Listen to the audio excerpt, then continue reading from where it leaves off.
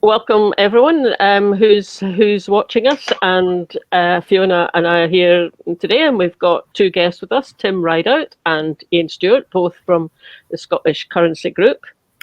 I was just saying to you just now, before we started recording, I in my mind, I had thought that it was last year that we had talked to you, because we talked to you, I think it was just after the Scottish Government brought out their economy paper. But actually, when I looked that up, it wasn't last year, it was 2 years ago. And I was just thinking, well, wow, because that's been that's been a rather big 2 years in terms of Scottish politics, if you think of everything that's happened, and none of it been terribly helpful, perhaps you could say. So maybe we might get on to talking about what your own perspectives are on that kind of 2 years. But we're going to start off. Tim, I think you're going to do this, because you've got a conference coming up quite soon, I think. And do you want to tell us a bit about who's going to be there?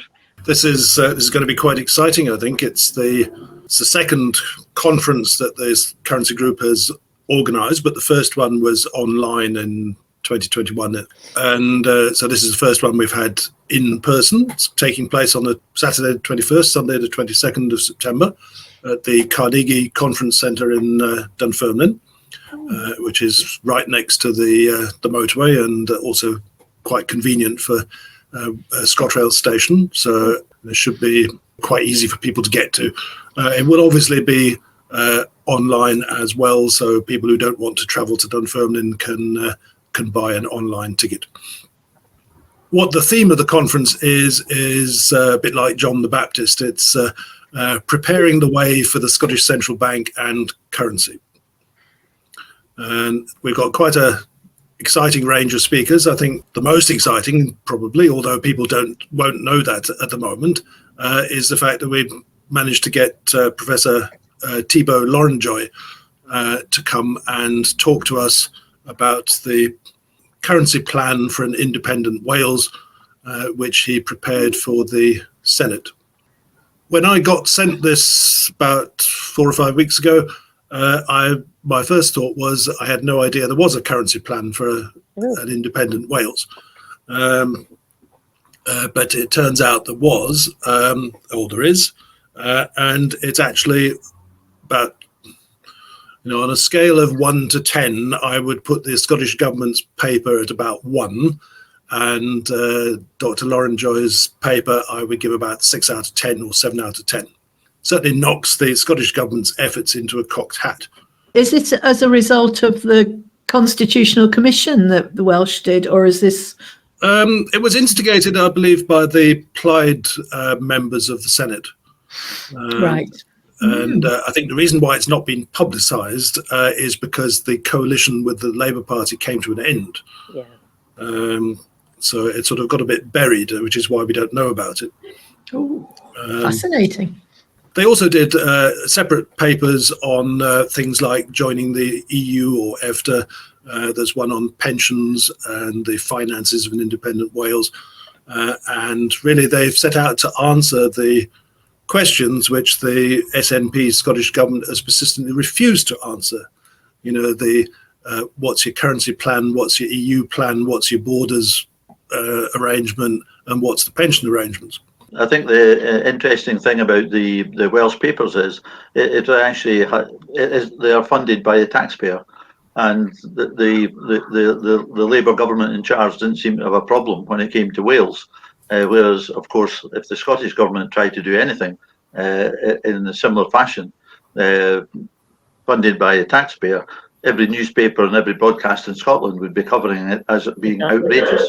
That's really interesting, because when Tim was saying that, I mean, I was just sitting thinking, well, wow, good, presumably Plaid Cymru, financed that themselves, never occurring to me that it could have done actually by the Senate too. So yeah, it was commissioned by the Senate, so it obviously had all party support to that extent. Yeah. The important thing from our point of view is that Dr. Lorenjoy is unequivocal that the worst currency option for Wales would be sterlingisation. And he says that if you are going to become independent, the only sensible choice is to have your own currency right away. So I think we can agree with that, because that's exactly what we've been saying since 2019. Yeah. So that's our first speaker on the Saturday, and Wow. we've given him twice as long as most of the other speakers are getting, so that he can tell us all about that. We've also got John Eggleston, who was chairman of the Icelandic Central Bank from 2013 to 2017. And he's going to tell us about the 2008 crisis and how the Icelandic authorities dealt with it, as a sort of lesson in what central banks can and can't do in a sort of emergency situation. Dr. Eggleston led the referendum campaign in Iceland, where the Icelandic people basically gave the finger to the UK and the Netherlands, who were trying to get Iceland to cover the debts of the Icelandic banks in the UK and the Netherlands. The referendum, Eggleston won it, so the Netherlands and the UK were told to get stuffed. Had it gone through, the Icelandic taxpayer would have been paying for the next 50 years towards that debt, whereas what's happened to it has just disappeared because it was in euro and sterling, and writing it off is not a problem for either of those countries. So that'll be quite interesting. An interesting story that John told me was that Gordon Brown instructed the Bank of England to confiscate the Icelandic Central Bank's foreign reserves, the sterling foreign reserves, which were held at the Bank of England, which they did. And the Icelanders got them back within 3 weeks. And I think the other interesting thing about the Icelandic experience, senior bankers were held accountable and actually charged. Yeah. Well, I think they were jailed, weren't they? They actually. Yes, they were. Yeah. They were jailed. So. Quite right too. He got the reserves back by, or at least the Icelanders got the reserves back by saying that if they weren't returned, the supply of cod to Grimsby would stop. And the fish and chip business in the UK would collapse shortly afterwards. So, go the Icelanders! It's amazing, didn't it? Like, does that mean that they didn't really have very much in the way of currency reserves? Because or are they just it's a massive amount of cod that we import from them? Well, most of the cod that you get in a fish shop comes from Iceland. It's either Iceland or Norway. We don't really have any ourselves anymore. So John Eggleston will be well worth listening to, I think. And then we have Malin Johansson, who's coming from the Faroes, and she's the chief executive of the Faroese Landsbanki, which is the state bank of the Faroes. Probably all going, how come the Faroes has got a state bank and Scotland doesn't? But they do, and it's not quite a full-blown central bank, but they manage the Faroese government's accounts, they manage its bond issuance, they manage the Faroes sovereign wealth fund, and they also regulate the 4 banks which apparently they have in the Faroes. The Faroes is still nominally run by Denmark, is it? The situation is it's self-governing apart from defence and foreign affairs, which are the responsibility of Denmark. They still use the Danish kroner, and the Landsbanki operates under, in collaboration with the Danish central bank in Copenhagen. But they, apart from the fact that they haven't got their own currency as yet, then it does a lot of the work of a central bank. So I think it would be quite interesting to see what Malin has to tell us. And obviously, the Landsbanki was quite involved in financing the tunnel system that the Faroes has, which they've spent about €2 billion on. Now, that's 55,000 people have managed to come up with €2 billion, and the last island is currently being connected with the final tunnel, which is 23 kilometres long under the sea. And when that's finished, there will be no ferries in the Faroes because they won't need any. So, anyway, so that's another, as I say, another exciting, interesting speaker. We have Richard Murphy, who's going to talk to us about how we can improve the tax system in independent Scotland. Robin McAlpine's going to come and address us on the politics and strategy around the issue of the currency and monetary policy, fiscal policy, so on, and how we get over the line. We'll have the Commonweal team talking to us about their plans for a Green New Deal and how, with the assistance of having your own currency, that can be financed. So I think there's lots to interest people. Last but not least, on the Saturday at the end of the day, we'll be having the Scottish currency game, where people get to change their sterling into the Scottish pound, and then there'll be a buffet and cash bar, which will not accept sterling. I love that game. I can't remember. It was one Christmas that I think you were in. Was it Falkirk?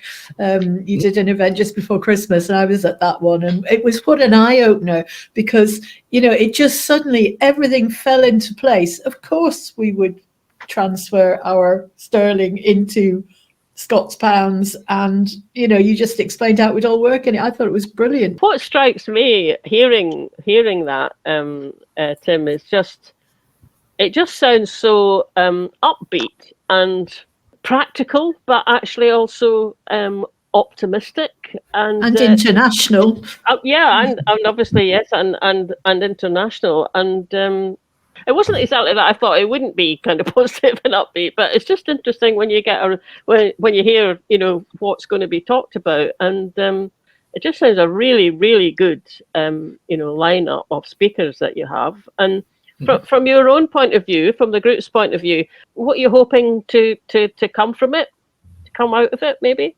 Well, to demystify the issue and show that there's nothing peculiar about a central bank that Scots can't do. It's fairly simple to establish one and run it, and Scotland pretty much invented modern day banking, so there's no reason whatsoever why we can't have a central bank. It's also an element, I think, of trying to shame the Scottish government for their inactivity. Well, that was one thing I was going to ask you, which that's the notable exception that's missing from your lineup. There's nobody from the Scottish government. Is Kate Forbes not interested in this? Well, Kate Forbes is my MSP. I live in Isle of Skye, so I'm in her constituency. And I did ask Kate Forbes, I gave her the details, but she wasn't able to attend. So we have asked not only Kate Forbes, but others to attend, but sadly, we haven't had that engagement. Picking up on Tim's point regarding setting up central banks, if you look at the history of the British Empire, it was by and large it was Scots who set up banking in Canada. State Bank of India was founded by 2 Scots, and you'll find that throughout the British Empire. So that Scotland can't set up a central bank and issue a currency in our own territory is frankly talking nonsense. I mean, that lineup that they've got. It's just really attractive. I'm going to definitely try and get myself along. But certainly from your point of view, Tim, and I mean, I'm guessing it's probably the same with you, Ian.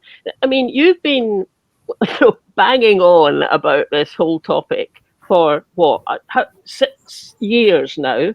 Are you getting somewhere? Do you think you're getting somewhere with it? I mean, do you think there might be people like people like myself and Fiona, but also the kind of the folk who'll listen to our podcasts have got an interest in it. I mean, but do you think it's going a bit wider? And are you getting?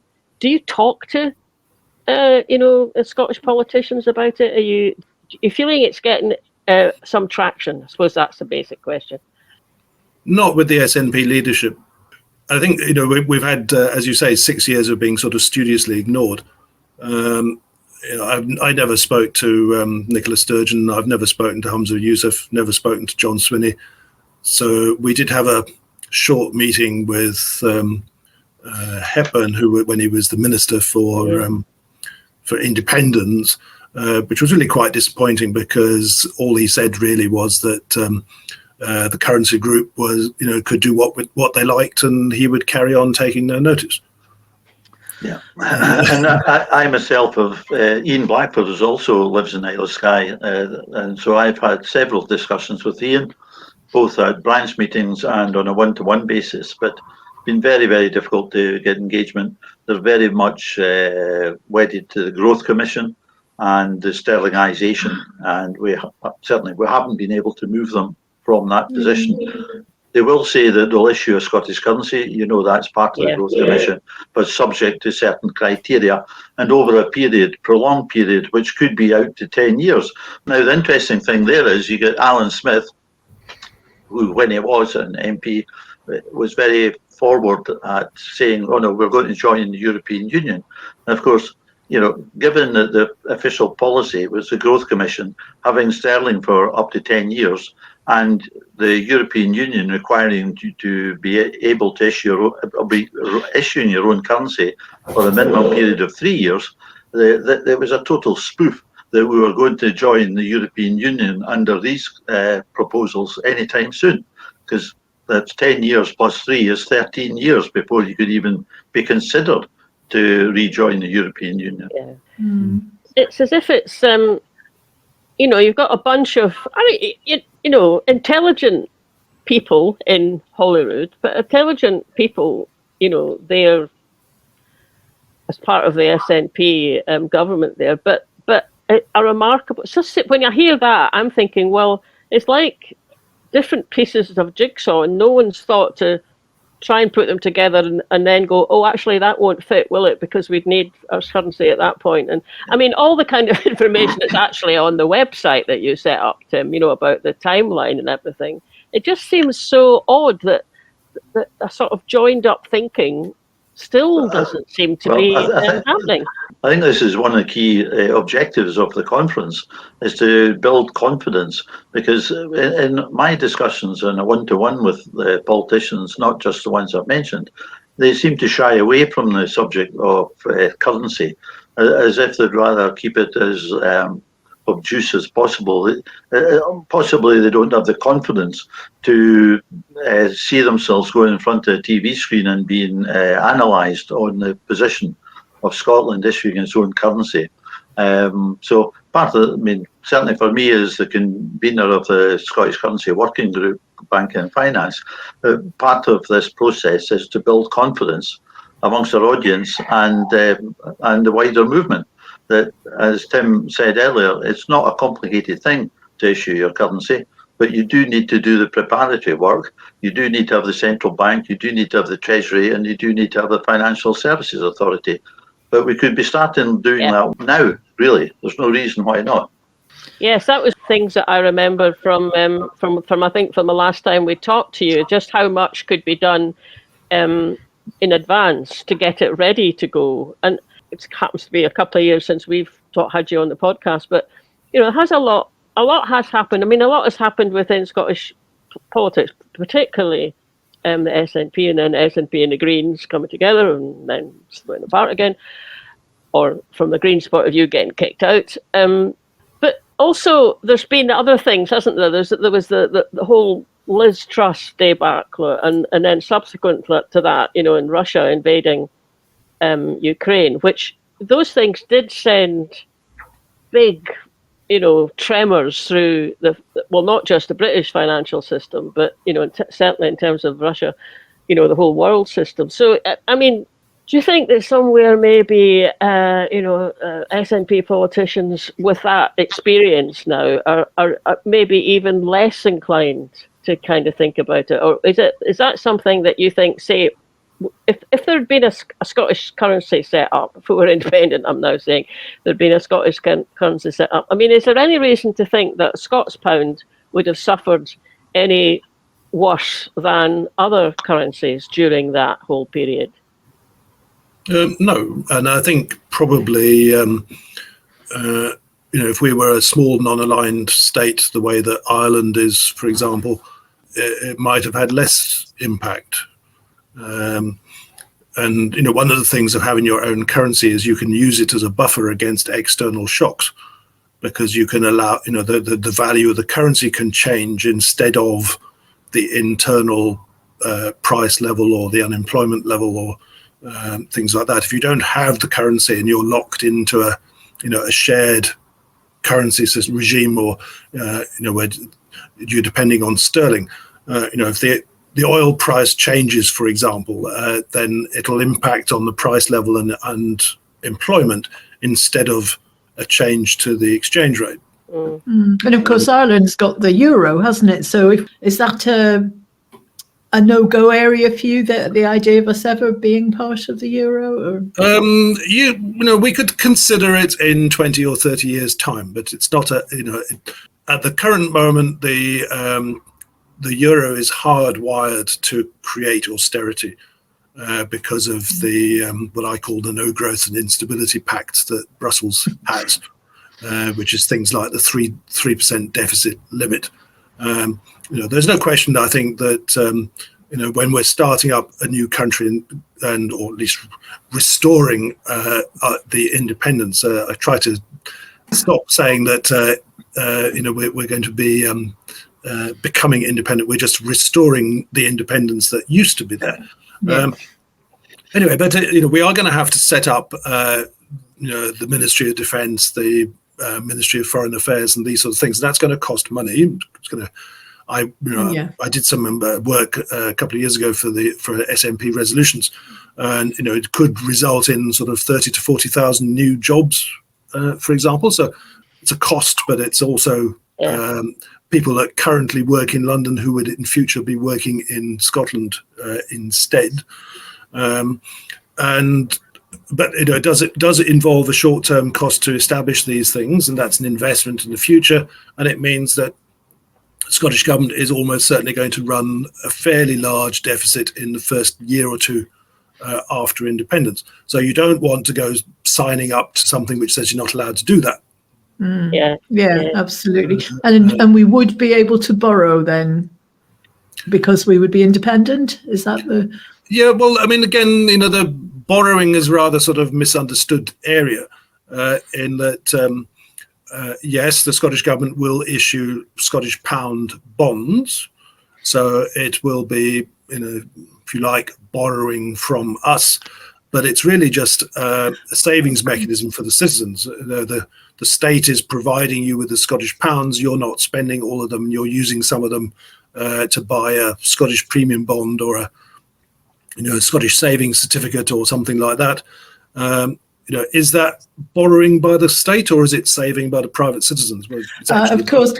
Yeah, and it's this thing about having your own bank. We're so conditioned to this kind of household budget. Here's your little allocation. I think a good illustration for you, Fiona, for your listeners, is had Scotland voted for independence in 2014, and had we kept sterlingisation, and COVID came along, because we're still using sterling, the independent state of Scotland would have had to borrow sterling, massive amounts of sterling, billions and billions of pounds of sterling, repayable by that time to a foreign country in a foreign currency, which would have dictated how we run our economy for the next 20 years, because we'd have to earn by selling our assets, selling our products to earn sterling to repay debts to London in sterling. Whereas with our plan to have our own currency from day one of independence, we'd be borrowing Scottish pounds from our own treasury and we'd be paying no external parties whatsoever. And as Tim says, after independence, we're going to have to rebuild the infrastructure of Scotland. I've occasionally called it a Scottish Marshall Plan, like after the Second World War, when Europe had to invest heavily to rebuild the infrastructure. We've lost so many industries over the last 40 years in Scotland that the value of our currency is to rebuild our industry, rebuild our manufacturing base, and create jobs using the assets available to us in Scotland, our wind energy, oil, gas, and create these jobs, well-paid jobs for our own people, our own children and our grandchildren. I'm just sort of thinking, Tim, you said you're going to have the Commonweal, Rob McAlpine, but also the Commonweal kind of team there at the conference. And if there's one thing they've got mapped out, it's how to do exactly that job, and do it from a very sustainable, green way of doing it. I mean, it's interesting. It just sort of, I'm sitting here thinking, yeah, it sort of feels like, if we're independent, got to the point where the currency is set up, at that point you just kind of have to hold your nerve and keep heading in the direction you've got to head in, and not let yourself be blown too far off course by, well, it might be comments from other countries to the south of you or world events. But so Ian, just to bring you in a bit more, what are you thinking about, going forward from here? So we've had all this, things going on in Scottish politics, but also, world events, and maybe there's a bit of there's a lot of discussions happening in various groupings of people amongst it might not be the SNP in Holyrood, but certainly the Yes movement, coming up with ideas about where do we go next, and it was pretty clear that the Tories were never going to say yes to a referendum very quickly. I suspect that, it doesn't look like Labour's any better than that. So how are you kind of feeling going forward, and what we might do? Well, the first thing I wouldn't be asking for is a referendum. The days of asking for a referendum are over. One of the reasons why the Scottish Currency Group is running this conference is we are marking the 10th anniversary of that, where we almost did it. And it's important, and people are deflated. I mean, with what's happened in the SNP, the lack of leadership from the SNP has left us really in a bit of a quandary in the movement. I use the word movement as opposed to the SNP. But we in the Currency Group see ourselves playing a vital role for the next campaign. And it's not going to be a referendum. It's going to be through normal voting and through the civic society. One of the things we hope to do after getting the engagement of people interested in our conference is fairly quickly moving to talk to other parties like Scotonomics, Commonweal, Believe in Scotland, etc., and try to form, as close as we possibly can, a common position on issuing our own currency in an independent Scotland. We're pretty much close to it across these groups as we stand today, but there are 2 or 3 significant differences where we'd like to get more consensus position, and we hope to do that probably in the last quarter of this year. And the reason we want to do that is because we really do believe that there will be a civic society movement formed in Scotland, probably early next year. And whether or not the SNP are there with us or whether they exist by then is really not the issue. The movement for independence is still with us. We've still got that support. And in the Currency Group, we are providing leadership in the area of our expertise. And we hope others will do similar in their own areas of expertise. It's really good to hear that. And it was one of the things I was going to ask, because we talked to Gordon McIntyre Kemp. He was speaking, obviously he was speaking on behalf of Believe in Scotland about the proposal that that they're putting forward about it's being called a Scottish Citizens Convention, a little bit modelled on the Welsh Constitutional Commission, but also different and not specifically about independence. I mean, I think that will be a hard one to actually take forward, but fingers crossed that something can come out of it. I mean, do you ever see yourselves, I don't know, just kind of going round different parts of the country, heading up to Oban, or, well, you're near Oban anyway, Ian, but heading up to different parts of the country, hiring a church hall, putting on the kind of things that bring Scots in for cups of tea and coffee and scones and sausage rolls and stuff, and just talking about currency and kind of like taking it out to people, as well as setting up things like conference. Yeah, well, certainly, it's not easy for me to travel around Scotland because I'm based in the Isle of Skye, so logistically it has certain constraints. But I mean, I'm very happy to do Zoom meetings, etc. And I have done so with Sky Lochal's Yes Group and Sky Lochal's SNP. And, these work quite well, really, because you can actually do a Zoom presentation and then take questions and answers. And they work fairly well. A half-hour presentation, half-hour question and answers, you pretty much cover most of what you need to cover and you probably get more insights into what issue in a currency is than you will hear from any MP from any party. I've done talks in person, all the way from Dumfries to Stornoway, Aberdeen, Inverness, Edinburgh, Glasgow, Stonehaven. So if there is somebody who wants a Yes Group or an SNP branch or a Green branch, or I don't mind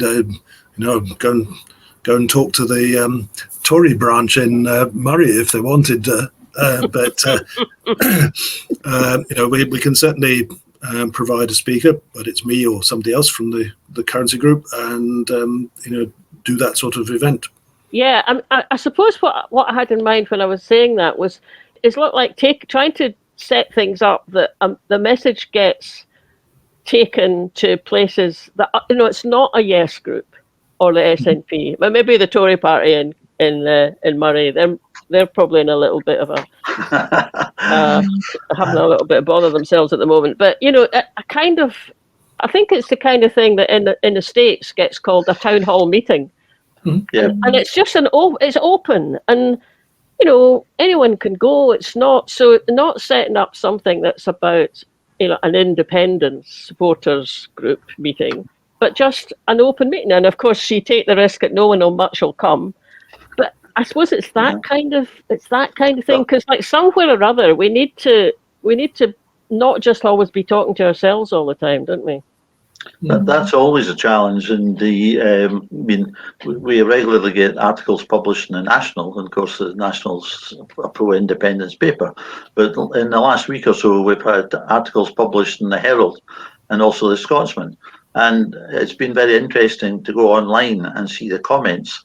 Brave man. Very brave, very brave.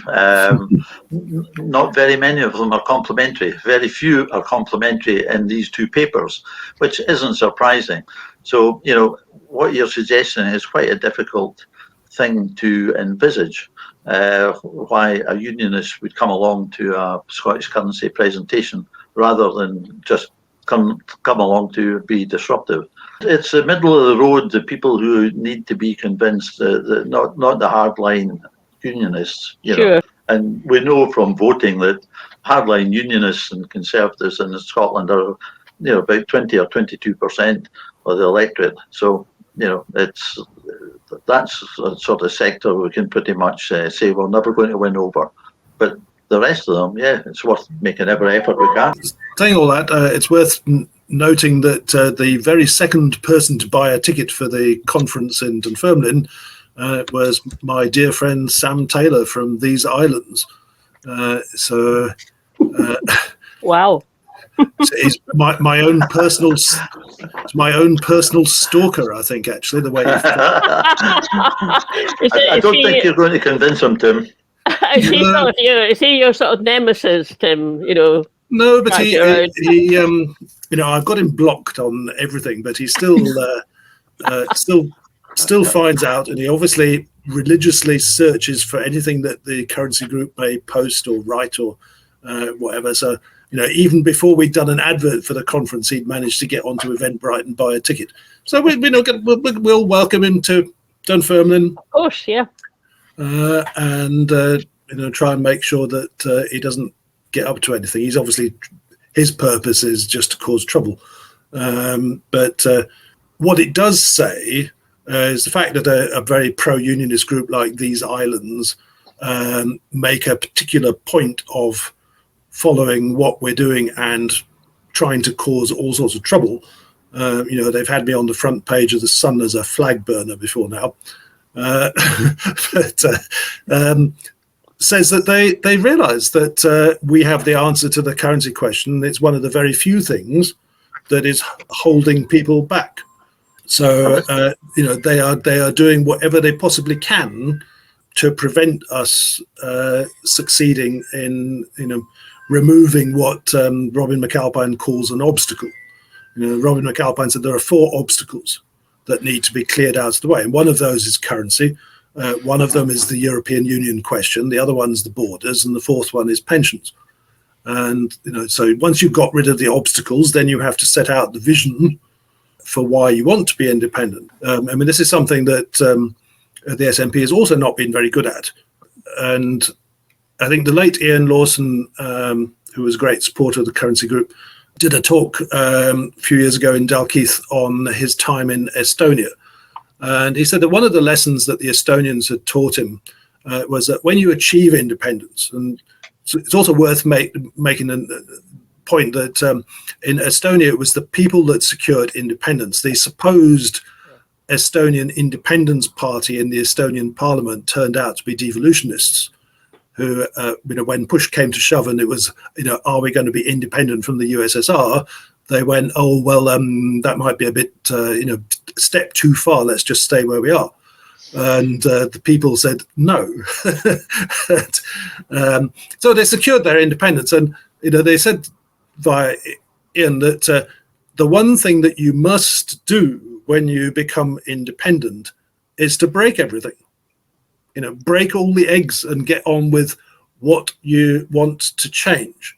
Because within 2 years or so, the concrete will re-solidify, all the vested interests will re-establish themselves. And if you miss the chance of reforming the tax system, changing the land ownership system, all of these sort of things, if you go beyond 2 years, you'll find it's impossible. Great advice. That's been another problem with the SNP, that, the point of becoming independent is to make changes. The person in Easterhouse or Dundee, whatever, who voted in 2014 for independence was not voting for independence because they wanted everything to just carry on as it was before. So you have to stop worrying about the sort of, the middle class niceties of, Collington and Newton Mearns or whatever, and tackle the issues. What are we going to do about the educational attainment problems? What are we going to do about the poverty in large areas of, well, both rural Scotland and urban Scotland? Where's the vision for doing something about these?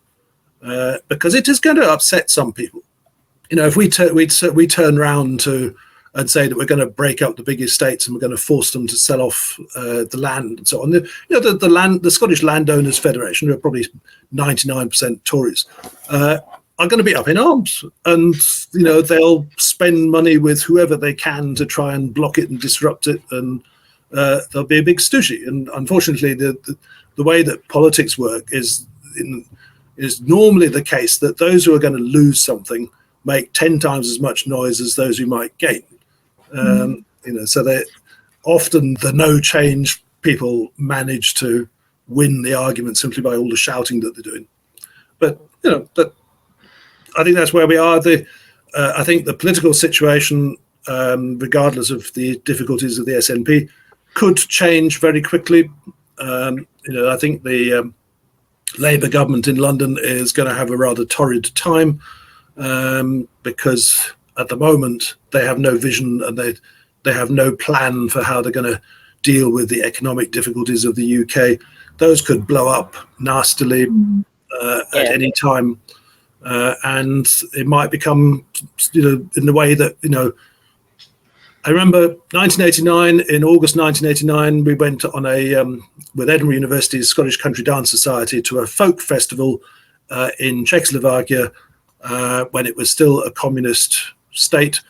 And it was one of these sort of East Bloc festivals that we went to do, to demonstrate Scottish country dancing. My wife and I had no idea in the start of August 1989 that the USSR was going to have collapsed 2 months later. So that's the power of Scottish country dance. Are you going to do a wee demonstration for us at Can I just ask a quick question? Just you mentioned there the Labour Party and Rachel Reeves. There's nothing that she's said so far that has made any sense to me in terms of somebody who runs their own economy and owns their own bank. Do you think that she either doesn't know what she's talking about, or is she being dishonest, or what's going on? What's going on down there? What's all this household economy stuff, and we can't afford this and we can't afford that? I think she's a Tory. But, she's just following the Margaret Thatcher nonsense about, running a country's like running your own domestic house. You get so much in your wage and you've got so much to pay out, where totally ignoring the power of having your own central bank and treasury, where you can actually create money, as the UK government did, 400 billion to bail out the British banking sector in 2008. And another 400 billion of new money, quite rightly, to actually get us through COVID. It's totally different. And Rachel Reeves' policy of austerity will, as Tim quite rightly outlines, is taking us nowhere. You're not going to create jobs out of a policy of austerity. And does anybody seriously think that if the Labour Party had announced during the run-up to the election that the first thing we're going to do is to remove the winter heating allowance from 1 million Scottish pensioners, do you think the Labour Party would have won all the seats in Scotland? I don't think so. I mean, it was absolutely, totally dishonest.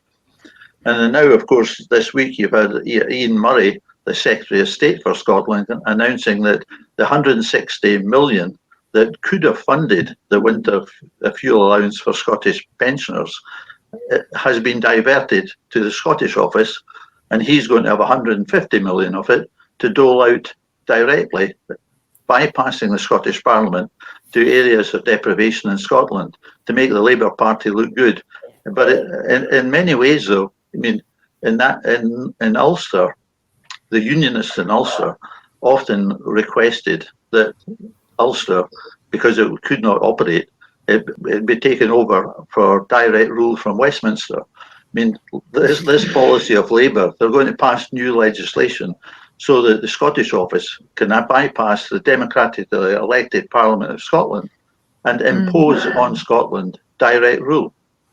It's just outrageous watching what they're doing at the moment. Yeah. I mean, I'm just to sort of come back to where we started. I'm fascinated now to see what the Welsh says, because it seems to me that if you think about the three bits of the UK, other than England, that are all having constitutional conversations with ourselves, I'm just starting to think that Wales might be the first one to make it out. Or Wales and Northern Ireland might be and then we could. Yeah. That's all right, as long as we actually do follow them. That's all right. Don't mind that. But yeah. Well, I think the other factor is, if I'm quoting correctly, I believe that the deputy leader of the Reform Party, and remember the Reform Party now in England is polling ahead of the Conservative Party, so they could be the actual next UK parliamentary party. In fact, they could be leading Westminster, but the deputy leader, not Nigel Farage himself, who thinks the Scots are very racist because he had to hide in a pub in Edinburgh once.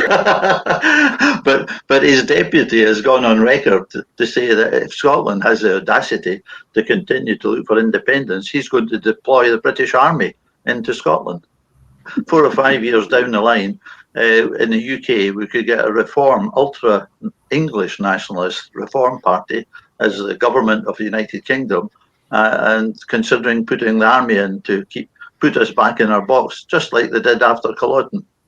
Yes, indeed. And I mean, the thing, I was really shocked I was shocked by lots of things in that general election, but I really was shocked when I learned that in Scotland, Reform got about 7% of the of the votes. Now, of course, that's nowhere near enough to get a seat when it's first past the post. But I immediately thought, well, if that happens in the next Holyrood election, we will have Reform MSPs because they'll get in on the list. And I really do find it shocking. I don't want this taken the wrong way, but living in a rural area in Scotland, I mean, there's a very, very significant percentage of population are actually retirees from our southern neighbour. So it doesn't surprise me too much that you get Reform support in Scotland, because they feel very British. Yeah. Do you want to tell people how they can get tickets for your conference? Because now you've sold it so well, we're gagging to get. You've sold it to us, definitely. You've sold it to us. So tell people how they can get tickets, how they can come along.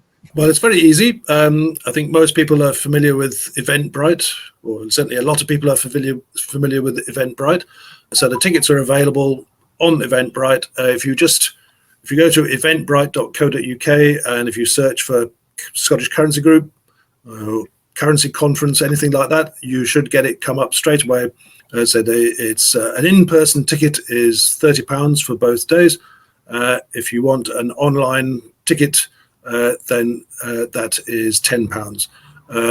If anyone who has an in-person ticket finds that it's not convenient to be there the whole time, they can have an online ticket for free as part of the getting the in-person one. So if you wanted to do Saturday in person and then just watch online on Sunday, that's perfectly possible within the 2-day ticket.